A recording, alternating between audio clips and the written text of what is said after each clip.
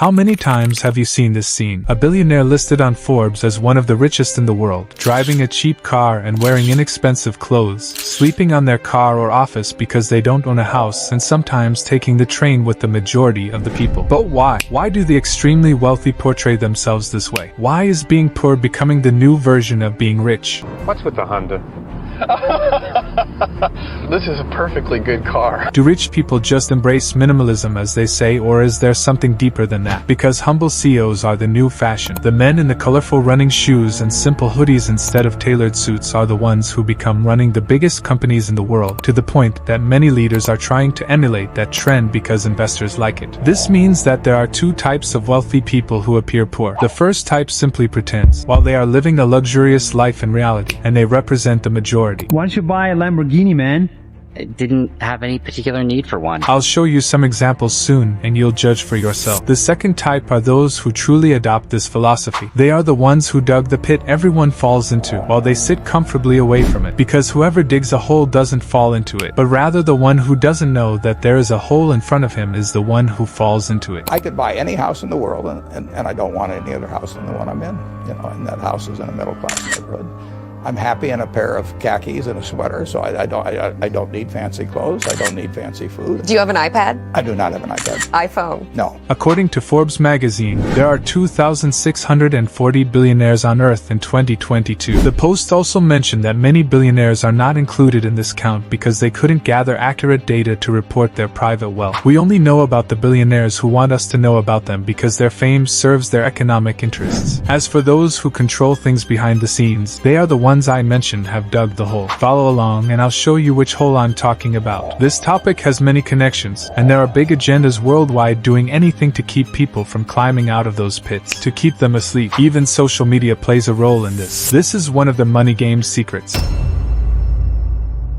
The legend says that Marie Antoinette, the last queen of France before the French Revolution who had huge wealth, built a small village in the backyard of her luxurious palace. The village was designed to resemble a real farming village, complete with cows and goats and chickens, alongside 5 cottages like those in the French countryside, excluding of course the dirt and unpleasant smells and infectious diseases. One of the cottages was exclusively for the queen, while the other 4 were for real farmers working in the simulated farm. And when the queen felt bored in her lavishly decorated palace adorned with expensive French engravings and paintings, or when she was annoyed with something, she would dress as a peasant and descend to her farm and do farm work. When her mood changed, she would stop pretending to be poor, wear her luxurious clothes again, and ascend to her palace as if nothing had happened. Queen Antoine is just one example among countless historical figures and others living among us today trying in every way to show their detachment from worldly matters. They only strive to create something useful for humanity, while wealth doesn't matter. One of the examples in recent years is Sam Pinkman-Fred, who used to appear as a young man who knew nothing but work and donating to charities and political parties, and he worked day and night to achieve the happiness of his customers. But ultimately, the world saw his true face. This angelic face orchestrated the largest scam in history,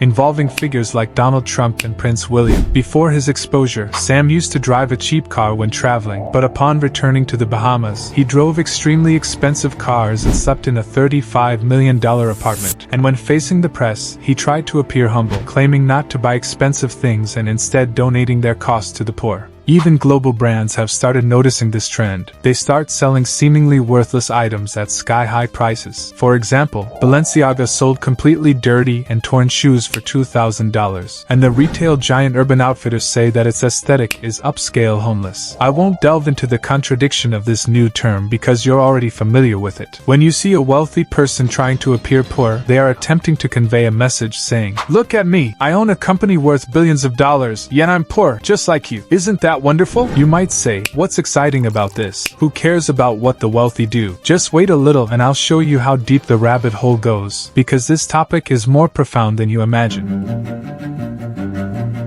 On the other side of society, the dark sides, the real poor part, you find some people trying hard to look rich. And I am talking here about people who work day and night to buy a car that is above their social level. Don't be surprised. I didn't make this up. A study found that 61% of those earning over $250,000 don't own expensive cars. This means more than half of the fancy cars we see on the street belong to people who are trying to look rich but are actually poor. Take a tour on one of the humble streets, and you will find a BMW parked in front of a modest house. This is the result of the fact that we care more about our clothes than our minds, running after the latest fashion trends and the newest phone in the market. Big companies control our minds and our lifestyles. Ultimately, these big companies are owned by wealthy people living the life of upscale homeless. We've immersed ourselves in this lifestyle to the point where the things we own end up owning us. Let me tell you something you know but don't want to remember. You are not your job or your money or your car or your shirt. People trying to fake their reality by looking wealthy have forgotten this. They've forgotten themselves and delved into a materialistic world where the human has no value except what he wears. A study says that 82% of Americans' clothes didn't see the light last year. Before you comment on this, let me tell you about another study stating that the average number of ads seen by one American citizen ranges from 4,000 to 10,000 ads per day. This overwhelming amount of advertisements makes us crave products we don't need, and this desire leads us to work in jobs we don't love. The equation has become as follows. We work in jobs we don't love to buy things we don't want to please people we don't like. And then where does the money go? Into the pockets of the rich who live far from excessive consumption. In the book To Be or To Have, the author and philosopher Eric Fromm said that we live in a sick society, where ethics are linked to economic standards whether it's a capitalist or socialist society. Both systems oppress individuals in their own ways. He emphasizes, supported by various arguments, that reshaping human values is no longer just a religious or philosophical or psychological or social demand but has become a necessity for the salvation of humanity. The prevailing and deeply rooted culture in our current society is the customer culture. You're a customer. You deserve this car and this house and this phone. Wait, wear this polo shirt and have your coffee at Starbucks and dine at McDonald's. Your hair needs some keratin. Your body should be slim. Consume all this protein and work out at the gym. Then take this injection. It's the customer culture. To live this customer lifestyle, you must compromise on some things, work a lot, and think little. Don't worry, we will think for you. Just focus on the ads so you won't fall behind. Work a lot to buy a lot, but don't think because you're just a customer. And customers don't think, they only buy. But just as not all poor people are like this, not all rich people try to appear poor. There are exceptions to every rule, and exceptions don't cancel the rule but confirm it. Yes, not every wealthy person lives a simple life pretends to be poor like Queen Antoinette and Sam Bankman. There are people who actually embrace the idea of not excessive and exaggerated consumption.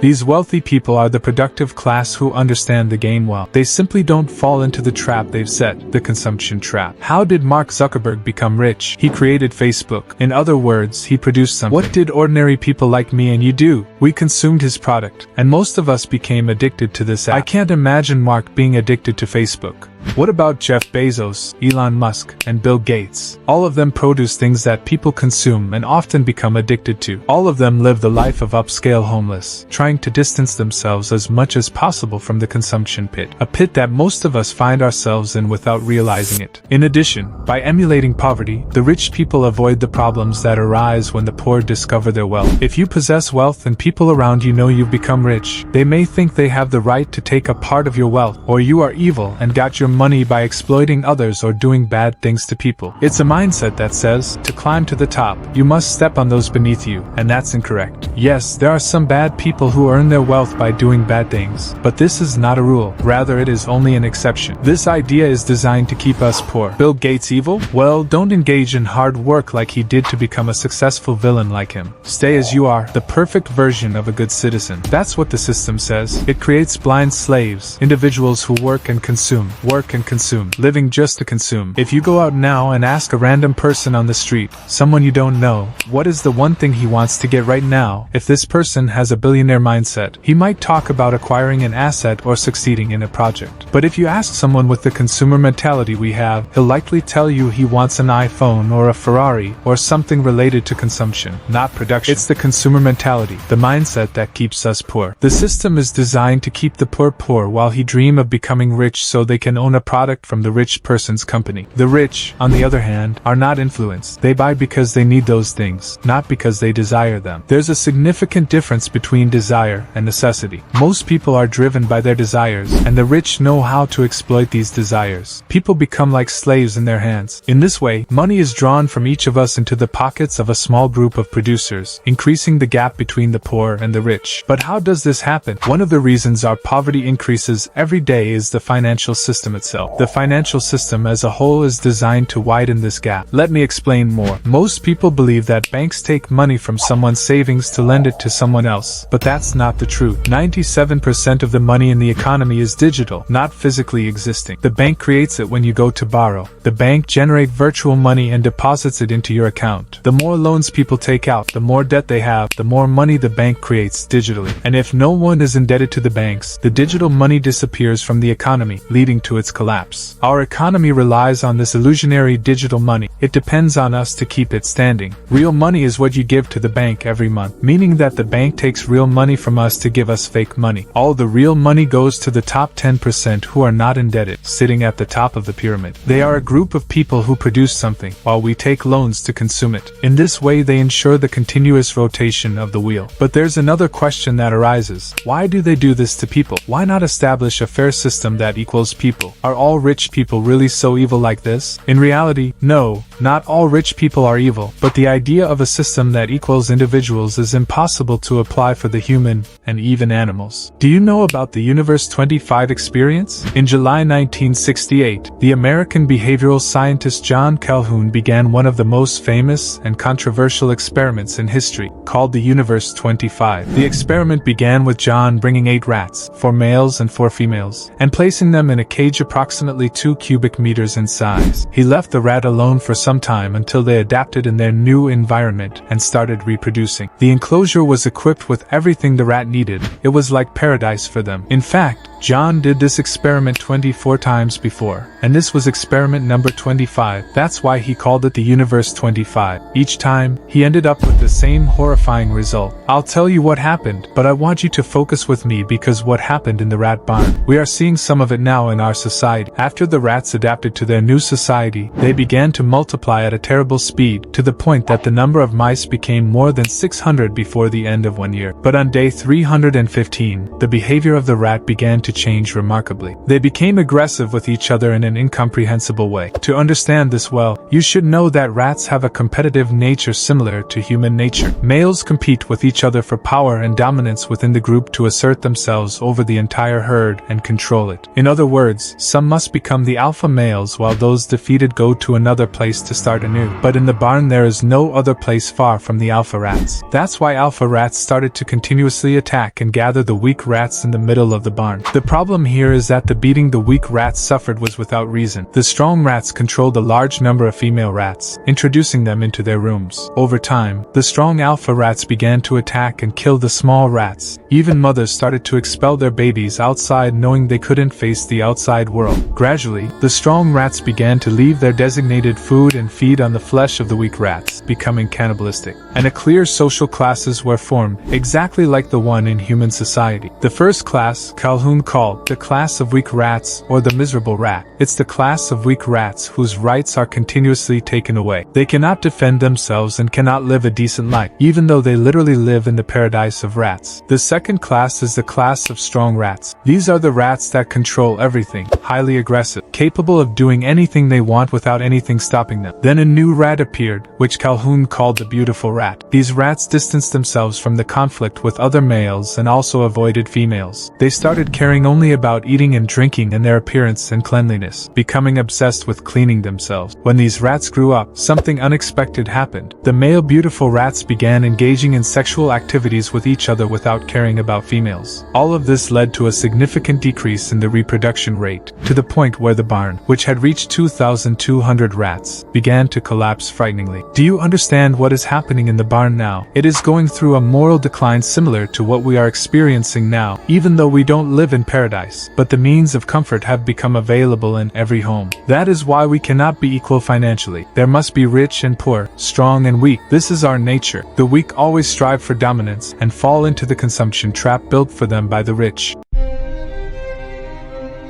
In reality, a large percentage of billionaires adopt the philosophy of minimalism, but it's not the minimalism some try to market on social media, which depends only on how pure and white your room is. The concept of minimalism is simple: just don't consume more than you need. But influencers turned it into a toxic lifestyle. Every time you enter social media, seeing a post of a white room devoid of everything makes you feel that you are not minimalist enough, so that you have to paint your room white, buy a white table and similar clothes. Everything should be white or black, as if you're living in a 1950s movie. This is not minimalism, it's just a different kind of consumption. Social media spoils everything beautiful. It's the real epidemic that ruins our lives. Every fool who has failed in his life can open a channel and market an idea, or rather spoil an idea. This is how minimalism transformed from just don't consume more than you need, to your room must look like this to be minimalistic. On the other hand, true minimalism can be seen in those new billionaires investing in crypto. They own nothing material, no house, no car, no properties. The government can't take anything from them. They've reached a level where they wonder, do I really want all those expensive things that I don't have time to deal with? They don't bother themselves with questions like whether the room they sleep in is white or blue, or if they should buy a white or black t-shirt. Their value is in their minds and the money they have in the bank. They know that everyone will respect them, regardless of their clothes. You don't have to dress like James Bond for people to respect you. Just fill your bank account with billions, and you'll sit with decision makers, even if you wear worn clothes.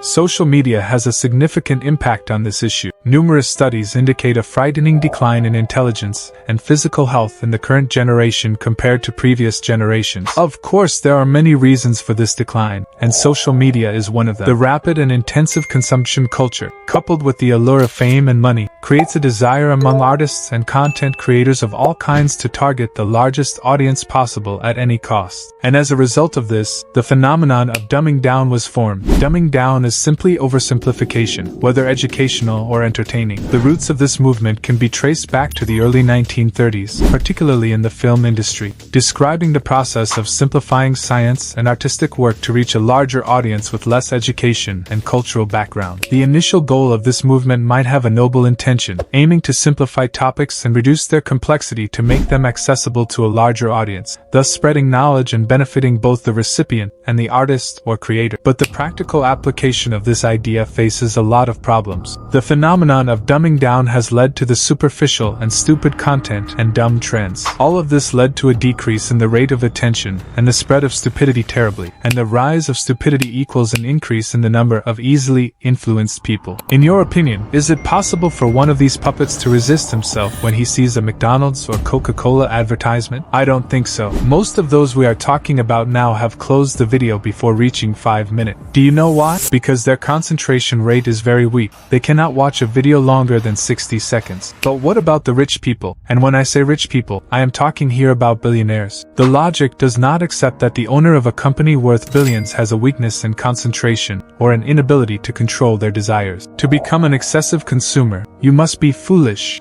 and a fool cannot become a billionaire unless he inherits their wealth. And even if he inherits it, he will lose it sooner or later. The problem of social media exists among the majority of people. If you search your friends' or younger siblings' phone, you'll find many similar things. The most common are celebrity news. You know, this hit this guy insulted that guy, this one took this one's girlfriend, and other unseen news that is of no use except that it increases our stupidity. In addition to creating a blind desire to imitate celebrities, this streamer bought a belt from Shin Company. I will buy one like him. This rapper wears pants produced by Zara. I will buy one like him. This is pure stupidity. Consider the TikTok user who becomes famous for dancing or doing silly things. Most of them are foolish, living off advertisements and the number of fans they have. Focus on most, not all. Many of them pretend while living a normal life in reality. Imagine a stupid person, a failure in life, a failure in social relationships, creating a TikTok channel and posting videos of themselves dancing or doing something silly. Suddenly, They become influencers with a large audience and fans, and many people start imitating his clothes and behavior. We'll delve into this point soon and break it down further. It has a strong connection with the consumerist mentality. Before we continue, I want to clarify that this is not a hate speech. I don't hate these individuals or saying you should hate them. I simply feel sorry for them. They are poor souls manipulated by major corporations who mock them from above. This is a reality you can conclude yourself if you look at things from the perspective of an analytical observer, the look of a philosopher questioning everything around. Just look at the repetitive and consumptive content, challenges, pranks, reactions, TikTok trends, and the list goes on endlessly. Contents that achieves incredible views and consumes a significant amount of time without any benefit. Don't tell me you enjoy seeing someone scared or angry or shocked. What's funny about a shocked face? What happens to these people? Just consuming this kind of content increases your consumption without any meaningful benefits. In fact, this triviality existed previously as well. The question here is why it has spread so terrifyingly in recent times and what its relationship is with the consumerist society. Social media confuses people's minds, filling them with trivial chaos that affects their productive behavior. Imagine a person influenced by these things since childhood, someone who follows every new trend, spending most of their time on social media from a young age. Will this person, as he grows up, become the new Elon Musk? Will they launch a rocket into space and bring it back to Earth safely? Does he even have the ability to think about such things? Let's simplify it a little. When he grows up,